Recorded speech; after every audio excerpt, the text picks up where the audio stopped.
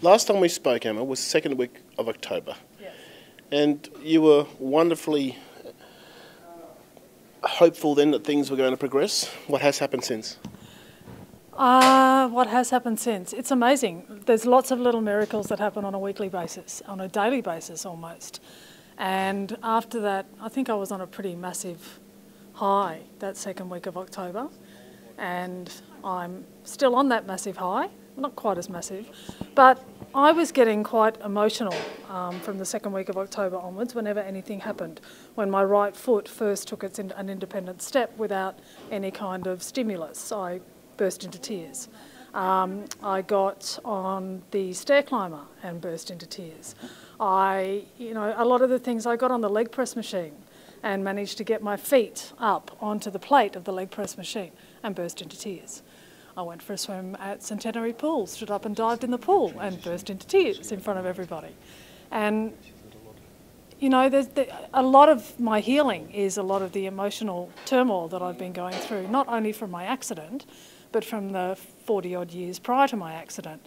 And all of that needs to be unlocked, all of that needs to be let go of in order for me to open up my system to the neurophysics technique and get the results that I know I'm going to get. So it's interesting that you say back in the second week of October I was hopeful. I'm not hopeful anymore. People say to me, good luck, and I just think, yeah, that's great. I love that you're saying that, but I don't need it. And I don't. I've got this very, not so quiet, because I'm not capable of quiet, but I've got this very I've got this very sure feeling. This is going to happen. It's just black and white. I am going to walk. It's that simple. So I am now walking, still holding on to people, but I'm walking with both my legs without a stimulus, which I was told was never going to happen. I'm managing to lift, I mean, it's a work in progress. I'm managing to lift my leg, my right leg, and take a step with it. And that, you know, that is phenomenal. 2 weeks ago, I actually tried to take my first unassisted step with my left leg without holding on to anybody. Of course, I collapsed in a heap, but that didn't bother me because that is where I'm at. This is my next stage. It's the toddler stage. And it's very different when you're in a 40-odd-year-old woman's body to try and get into that toddler stage. It's terrifying, but it's where I need to be. Recapping, can you compare this stage to the stage when you first came to neurophysics? Just to remind people, where were you then? What could you do and what couldn't you do? What you couldn't do, but there's a lot I couldn't do. I didn't have any movement in my right leg. I had no dorsiflexion or anything in my right leg. My left leg was okay. It could take a step. I could stand holding on to things. I could pretty much do nothing else. Everything was being overcompensated for. And I made a couple of big mistakes. One mistake is that I told myself and I told everyone around me that my left side's my strong side, my right side's my weak side. And guess what? My left side and my right side have behaved exactly as I've told them to behave. I've told people that I'm a paraplegic. Sure, I'm in a wheelchair, but I've just broken a bone. You can break an arm, you can break a leg, you can break a back. I'm just fixing it. Like I would fix a broken arm. It's going to be fixed. But the method of fixing this is very different to Yeah. previous attempts and different methods. Yeah. What makes this method work for you? I've tried a lot of things. I think we talked about that last time, and this ends up being a very good fit for me because the method is working so that I'm getting results, and I'm getting results from my hard work, not from everyone else's hard work trying to fix me. It's my hard work. And up until I started walking, I thought I had been working really hard, and I haven't. The hard work is just beginning now. And now I'm doing my second intensive with Ken. It's so different to the first. The first intensive at the beginning of October was violent. You know, the tremors were violent. The emotional baggage that I had then, just sitting there brimming over, to get rid of that, it was a very, very, very intense session. This session is yes, very intense, but there's no tears, there's no violence, there's no anger, it's all about setting the system up. It's all about the programming. It's all about getting ready for those next steps so that I can literally take those next steps. When you say next intensive, can you just explain briefly what that means? You're coming back in for basically one-on-one treatment with Kenna. Yeah, yeah. So I did that. So it's 4 days, 2 hours a day of one-on-one treatment. And I've jokingly said to Ken, I don't understand why it's only 2 hours. At the end of that 2 hours, I am spent. My batteries are completely empty. And the last intensive, I would go back to where I was staying and pass out for 3 hours. That's not happening this time. There is still an incredible amount of neural activity happening post a 2-hour session with Ken, that my body needs time to just sit, lie, whatever I choose to do to relax, and let all of that activity happen until the next day's session. But I've got muscles that are twinging, that are telling me they're here, that are sore, like I've been to a big gym session, that haven't been here for 2.5 years. It's opening up the doors. The doors are there, the system's there, everything's right. It's just opening up the door in my brain that is going to enable the messaging to get through. Okay, let's go through the exercises that we saw today. Firstly, you're walking, Yeah. and as you say, you were both feet just voluntarily. You were making those movements. No one was holding your feet as you were progressing. No, and it's not using my hip to hitch up my leg and carry through. It's using my hip flexor to lift up my leg and carry through. And, I've got hip flexors. This is a new thing. It's being able to walk like a walker. Once again, in the past, when it happened, that was not operating, was it? No, and when I was taking a step with my left leg, I was taking steps with my right leg, but it was the real hip hitch, and it was with a stimulus on my leg. That was the only way I could do it, and that was the only way they said I'd ever be able to do it, which is pretty much using my upper body to drag my legs along. That's not walking. What I'm doing now is taking incremental steps towards actually walking, towards the goal of being able to do this without holding on to people. And speaking of walking, you've actually bought yourself a walker as well, haven't you? Yes, I have. I had to beat Nikki to the punch. I knew that there was going to come a day where Nikki said to me, don't come in here in your wheelchair anymore. And I figured, you know what? I'm just going to make that tomorrow. So I was really lucky. I found a walker on Gumtree and picked it up the next day and brought it in here, and I'm just using it as practice. Okay. On the bicycle, can you describe previous and present? Prior to starting at NeuroPhysics, I used to do a lot of work on the MotorMed at Physio, which is a motorised bicycle. So you strap your legs in, you pick a speed, and you think you're doing some sort of the work. I wasn't. Today, I was on the bicycle, and I've tried the bike here before, and I've thought I've had some good results because I've been pedalling backwards. It's a lot easier to go backwards when you don't really have great leg strength. Going forwards, just that bit where you've got to get over the final hump to go on the downward spiral, it's like that end of a roller coaster ride where you're just about to take the plunge, and I just wanted to keep going, whee, here we go, I'm doing it again. But it's just, it's like climbing Mount Everest. It's the bit at the very top that is the hardest. I actually came off that bike feeling a little bit disappointed, which is my brain getting in the way. And this is one of my big lessons that I'm continuing to learn, is to get out of my own way. And I did. I got off that bike and I went, okay, I'm disappointed. Hang on a second. I'm not disappointed. This is what is supposed to happen. And then Stu told me that he wasn't actually guiding me at all. That was all me pushing my legs through. And that's pretty remarkable. In fact, it's more than pretty remarkable. It's amazing. And that alone is a massive improvement. When you had the accident, and prognosis was fairly blunt, wasn't it? I was told I was never going to walk. I was told I was going to be a paraplegic forever.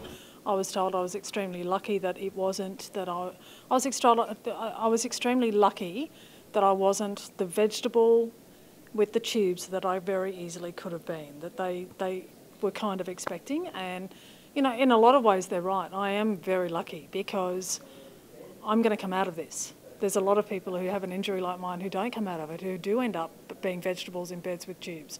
I'm not that person, and I am going to come out of this. So, yeah, and they also said to me that once you get to the 2-year mark, that level of improvement is as good as it will ever be. You will never be any better than that. So, yeah, they're wrong. The one thing that's amazing, it is phenomenal that I am walking like that. And 2 months ago, that would have had me bawling like a baby, collapsing in a heap, because it is that phenomenal.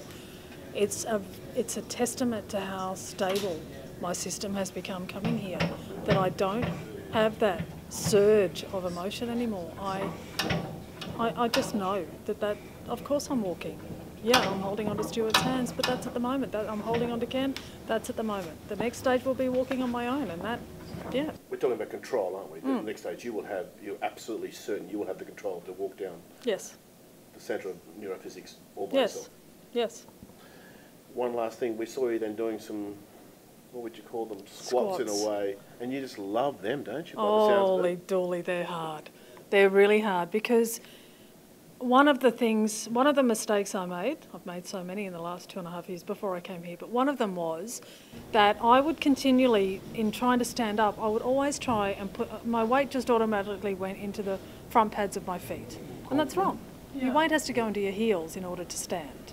So what Ken's teaching me there is to organise my system so that when I sit and when I go to stand again, I'm putting the effort in through my heels, not through the front of my feet.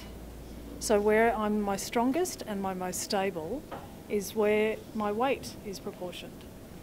And that's tough. Okay. Just for people who are totally new to this conversation about neurophysics, when you talk about systems and stuff, how do you encapsulate how this and Ken's neurophysics, how it just, the process that's basically being undertaken with you, how do you sort of tell people who are, in a layman's terms, what's going on? What it is, we have got the most complicated being, and being is, I don't know what other word to use, but this is the most complicated system that is existing on this planet. And there are so many different pathways, there are billions of neurons, there are just all of these complicated systems in place to make us do what we do without even trying, from baby to toddler to teenager to adult to old person. It's just this process and system that we go through.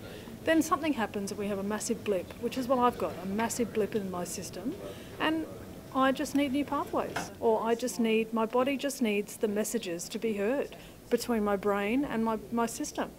And that's all I'm doing. I'm not explaining it very well because it's really hard to explain, really hard to put into words, but it's what neurophysics has done and is continuing to do for me is teaching me that the only thing that is limiting me from getting out on my feet and walking is me. And I'm not going to do that anymore. I've been limiting myself all my life and I'm not doing that anymore. It just seems to be the current situation when bleeps do happen in people's lives, they just cast aside, and the body, unfortunately, is underestimated. Ken's not underestimating the power of the mind and the body. No, Ken isn't. Ken's knowledge of what the body and what the body is capable of. I've only heard a small amount of it, and I try and eavesdrop as much as possible to Ken, Nikki, Mark, Stuart, Lloyd, any of them in here, because what they know about how our system works is amazing. Like it's data that I've never heard before. It's new and it's organic and it's logical. It's so basic about what we can do to fix. And drugs don't work. I'm drug free now. I've been drug free for 6 weeks, and they weren't doing anything. I'm better now. You could very well make a bit of history in the not too distant future. Does that excite you to be a bit of a vanguard for this whole... The only thing I disagree about there is I am going to make history in the not too distant future. I am going to walk. I am going to be the one that isn't a Paralympian. I'm going to be the normal person, the Joe Bloggs who just has an accident and recovers. Anybody can do this. Once you do understand what you need to invest and you do accept the truth that the results are going to happen,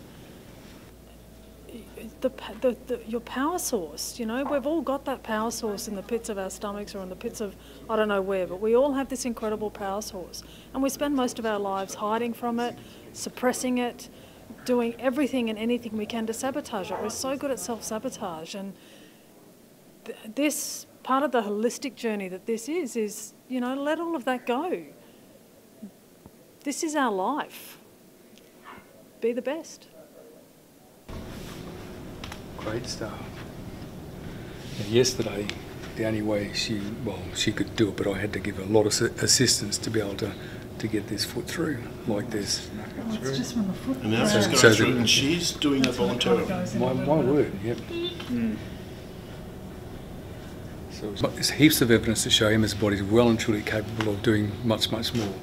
But it's the convincing upstairs that needs to take place. Worked, but I can do that with my left leg, and I can clear the floor with my left leg.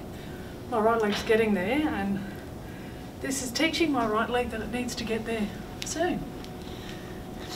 To make a transition from doing something of any significance can take months and sometimes years. So to see some of those transitions occur, it's very satisfying.